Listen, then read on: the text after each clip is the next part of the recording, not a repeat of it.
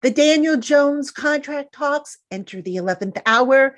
That and some more thoughts on Big Blue coming up next on the Locked On Giants podcast. You are Locked On Giants, your daily New York Giants podcast. Part of the Locked On Podcast Network, your team every day.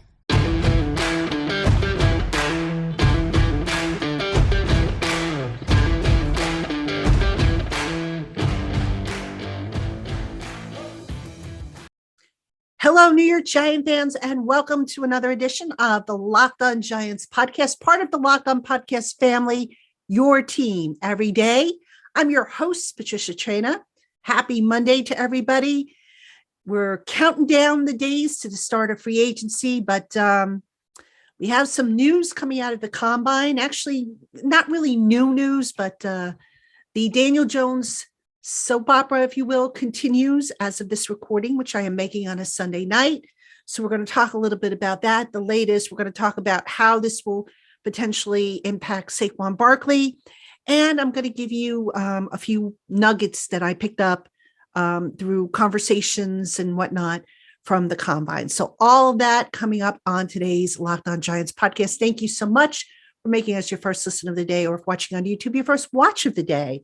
And let's kick things off with the Daniel Jones, quote unquote, news. This is not really news per se, but the Giants left Indianapolis without reaching a deal with Daniel Jones's new reps. Now, Joe Shane, the general manager, spoke to Good Morning Football, I believe it was Thursday, said that he wished they were a little bit closer than what they were, but indicated that they were starting to make progress. My understanding is that there's a couple of things at play here. The total APY and how they're going to get to it. The Giants, for example, and I've said this before, but the Giants may want to be including some not likely to be earned incentives to push the APY up, whereas maybe Daniel's reps want something a little bit more guaranteed, like a likely to be earned incentive. So basically what this is headed towards, unless something happens between the time you hear this and the 4 p.m. deadline on Tuesday, which is the deadline for when teams can apply the franchise and transition tag, Daniel Jones is headed for the non-exclusive franchise tag, which basically means that once he gets it, $32.4 million comes out of the team's salary cap right away, regardless of if Jones signs it. And that means they're going to have a reduction as to what they can spend in free agency. So that being said, here's the new piece, the new nugget actually that came out. And this was reported by the New York Post, by the way. If the two sides do not reach a deal, then it seems like the Giants, rather than continue to negotiate with Daniel, are going to let him play out on the tag. That'll be it. You know, if they can't reach a new deal and they have to use that tag, that apparently he'll play out the upcoming season on the tag. So I want to talk about that a little bit and why I don't think that's necessarily a good idea and why I could see the Giants' point of view on that. I don't think it's a good idea because, as I said, once that tag is issued, $32.4 million automatically comes out of the cap space that's available. If the Giants were to use that tag as a placeholder, so to speak, because remember, with the non-exclusive tag, any team that goes and signs the player to an offer sheet that the Giants wouldn't match, the Giants would then get 2 first-round draft picks. Well, they're probably not going to get that for Daniel Jones. I don't think there's going to be any teams out there that are going to be willing to give that up. So that being said, I think that if the Giants do let Jones play out the season on a tag, that's $32.4 million that they are not going to have available to spend. Whereas, as I've said before, if they were to re-sign Jones to an extension, even if he, is on that tag, he gets that tag, the $32.4 million that would be guaranteed, yes, they have to guarantee that in cash payouts, but you figure Jones gets something like a $25 million signing bonus, that prorates over 5 years or however long the contract is. Presumably the contract would be for 5 years. So that would lower the actual cap hit for Daniel Jones. Now, from the Giants' perspective, what this tells me, if they do take this route and decide to let Daniel play out on the franchise tag, it tells me a couple things. Number one, that the Giants probably weren't planning to make a huge splash in free agency. And I'm going to talk a little bit about that coming up in another segment on the show. But Shane is going to have a projected 11 draft picks, should be able to fill in quite a bit of depth where he has holes right now. So his philosophy has always been build through the draft and supplement with free agency. And he's going to do that again this year. So it doesn't sound like to me that he's going to make a big splash. Now, that could mean no pitch to Tremaine Edmonds, the inside linebacker from Buffalo, or Jermaine Pratt, who's also going to be a free agent. He's from Cincinnati. So that's a drawback there because you're just not going to have enough money, especially if you want to, bring back Saquon Barkley. You figure that with the 11 plus million the Giants would have left over from the cap after they franchise tag Daniel Jones, they'll probably use a good chunk of that on Saquon Barkley to bring him back. And the other guys, they'll just have to shop in the bargain bin.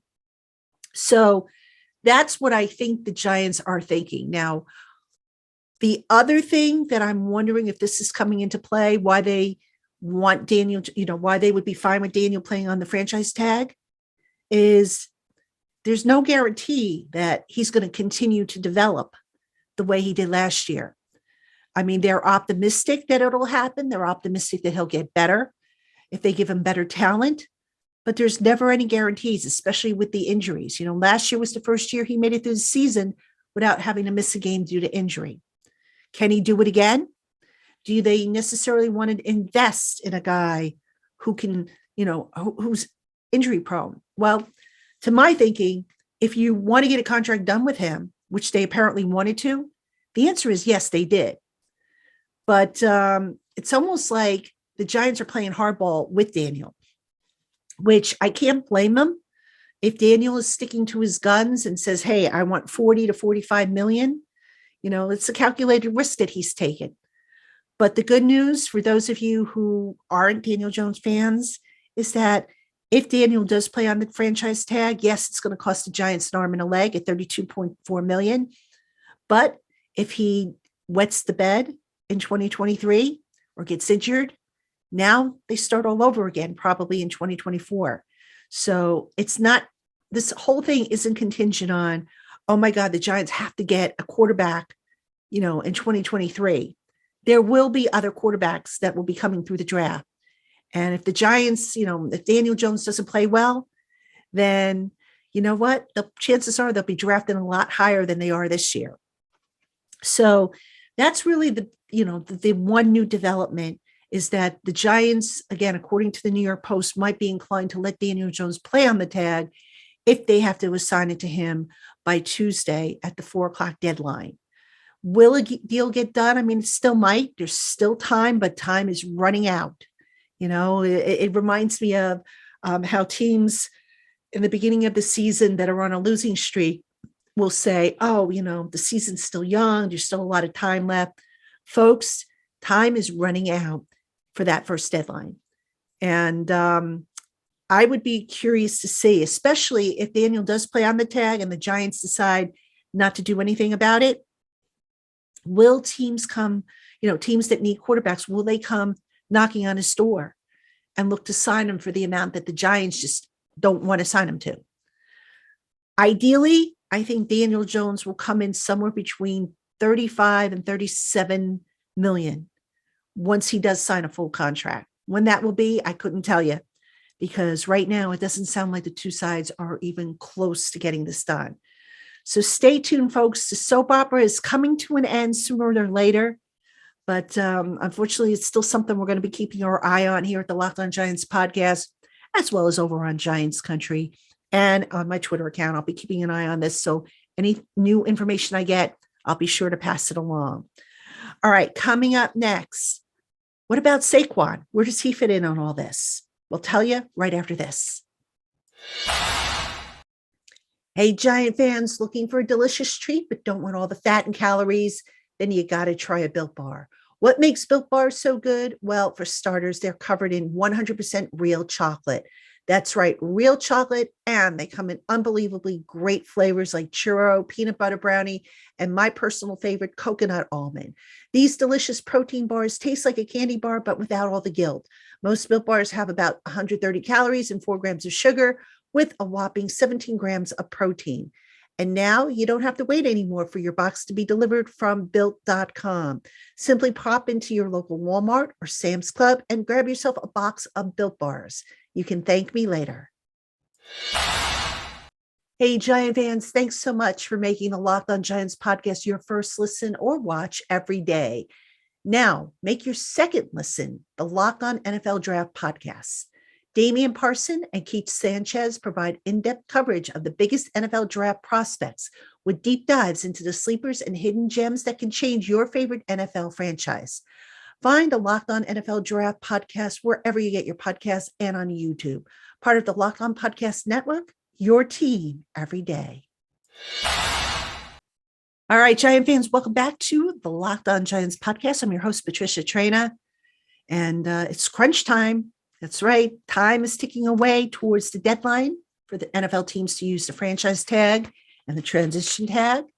It looks like Daniel Jones is going to get that franchise tag, barring a late 11th hour deal being struck.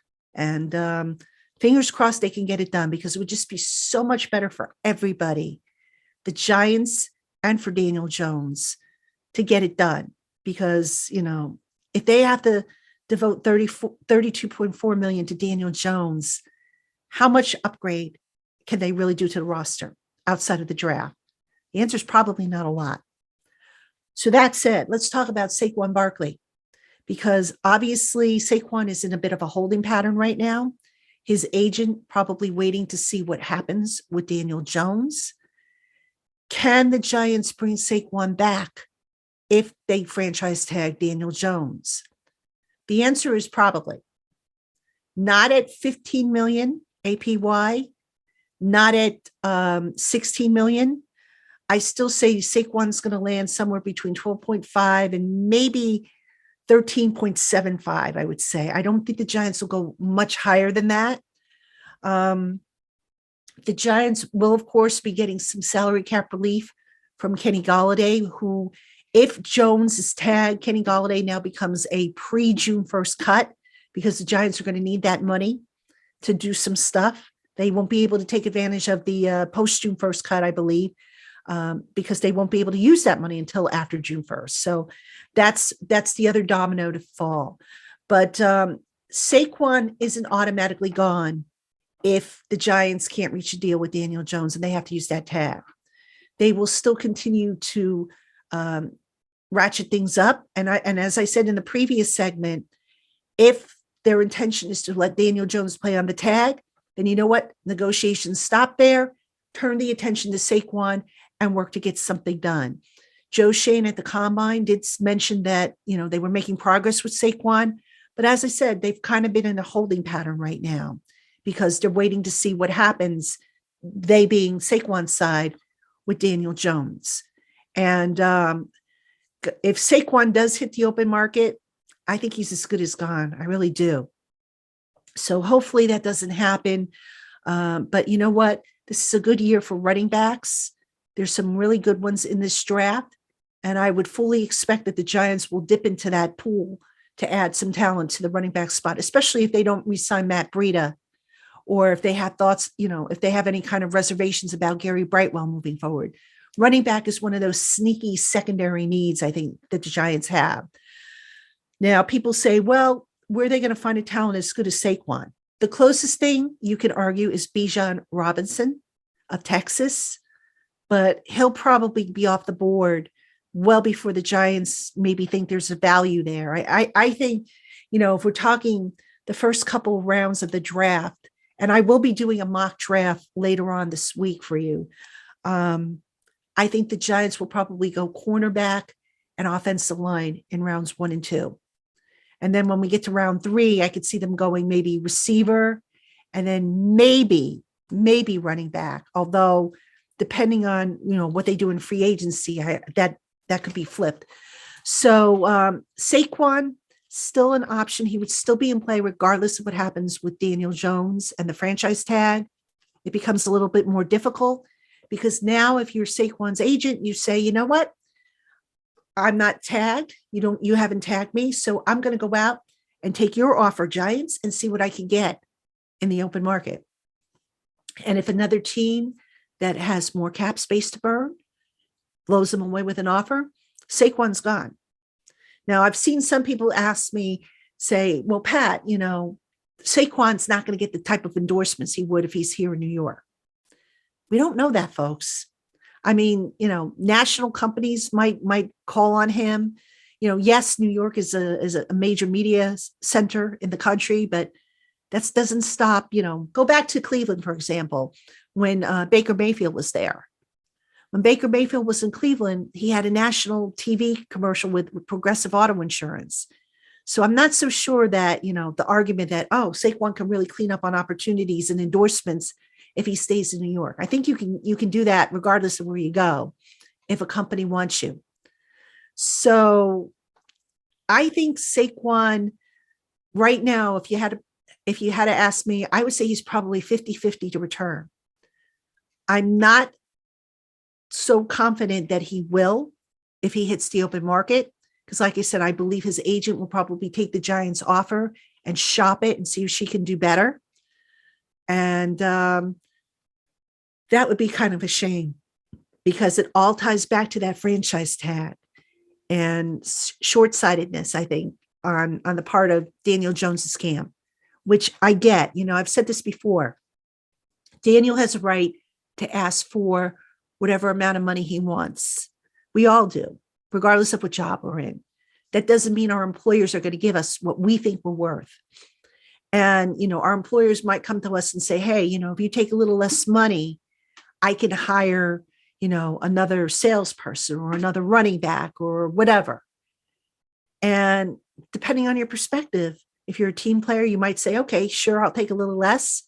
Or you might say, look, it's not my problem. If you feel we need another running back or another salesperson, you figure out how to get the money to make it work. And that's just business, folks. That's just business. And, it would be unfortunate, but I can't sit here and say, with a clear conscience that I would blame Daniel Jones if he took that approach, especially after how he got screwed year after year after year from the Giants with them not giving him what he needed to succeed. Including last year, you can make the case, he didn't really have a solid set of receivers that he thought he was going to have. The offensive line, while better, still had its problems. So you throw that in along with the fact that the Giants declined his option as, his rookie option year. And that probably, didn't sit well with him. So it's business. You take the emotion out of it, it's business. And that's where we're at with that. All right, coming up next, a few more things that we learned from the combine. Stick around. I'll tell you right after this. All right, Giant fans, welcome back to the Locked On Giants podcast. I'm your host, Patricia Traina. Some leftover combine nuggets for what it's worth. The Giants have put together a couple of different plans for how they're going to attack roster rebuild or roster enhancement, if you want to call it that. And my impression, just reading between the lines of what Joe Schoen had to say in both his main media session at the podium and his beat writer only session, is that defensive line and linebacker are going to be two positions that I think the Giants are going to want to fill with veterans. I also get the impression that safety is going to be a position they're going to look to want to fill with a veteran. Now, I haven't spoken a whole lot about Julian Love, but Julian Love is probably the third most important free agent the Giants have. And if they have to franchise tag Jones, which it looks like will be the case, and they are prioritizing, Saquon, I don't think that they're going to be able to bring back Julian Love if Julian Love is looking for between 8 and 10 million per year. Now, for what it's worth, The franchise tag for a safety is $14.46 million. The transition tag is $11.867 million.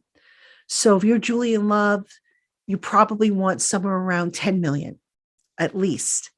I don't see the Giants going that high for him. I just don't. I don't think they will be able to go that high for him, even if they redo, Leonard Williams and they lower Dexter Lawrence's numbers. Just don't see it happening. So, yeah, I think that's going to be tough to bring him back. And as I mentioned, they're going to probably have to shop in the bargain bin to bring back certain guys. Now, which free agents do I think the Giants will be able to bring back on, team-friendly deals? I suspect one of Feliciano and Gates at center. My guess is it'll be Feliciano over Gates, especially if Gates, who's still, who's younger, I think, than Feliciano, if he wants to be paid like a starter and be a starter. So I'm going to check in on that and see where that's at, but that's just my gut feeling.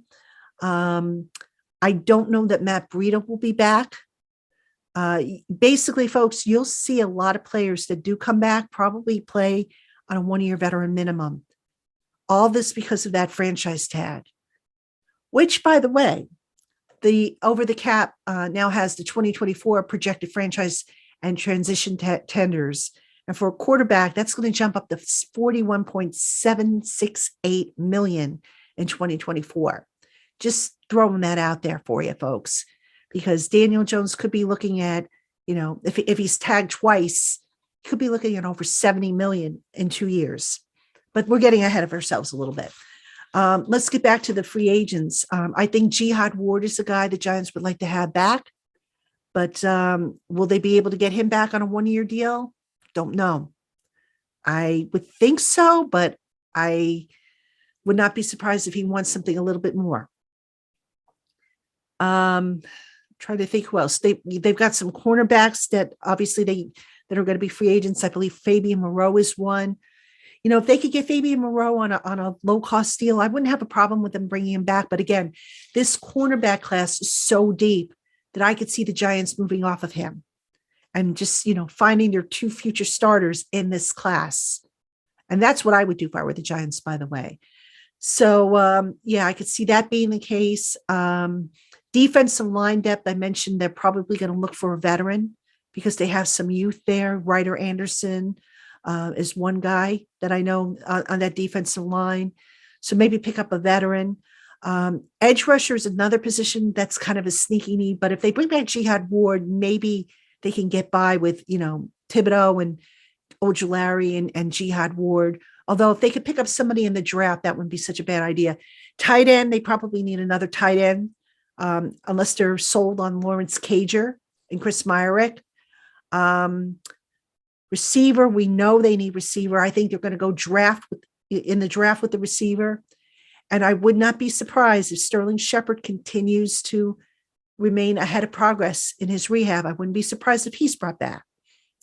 I know a lot of you are like, let's move on from Sterling Shepard. He's always injured, but they like him in the organization. And I don't think they have closed the door on potentially bringing him back. So a lot of decisions, and, I'm going to keep bringing it back to Daniel Jones and that franchise tag, because really, depending on what happens with that tag, they're either going to go to plan A, which is, get him signed and have all this money and be able to upgrade a lot more positions with veterans, or they're going to have to go to plan B, which is, cheap contracts, bargain bin type deals, draft.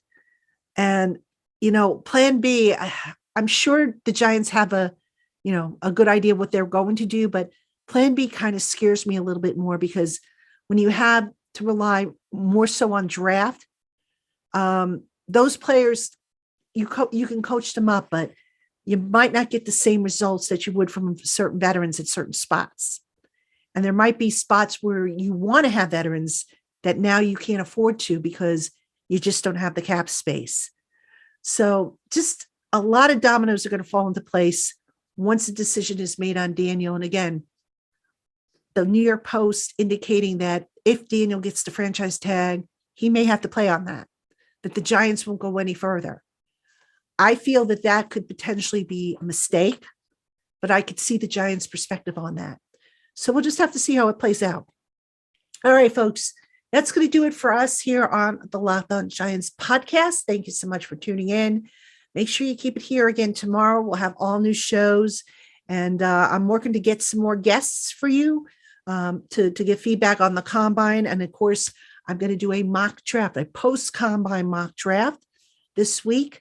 And I don't know if I'm going to just do 3 rounds or if I'm going to go the full 7 rounds. I haven't decided yet, but I might just give it a go, just so we have something to talk about, right? Because I know y'all like y'all like those mock drafts and whatnot. So anyhow, thank you for tuning in.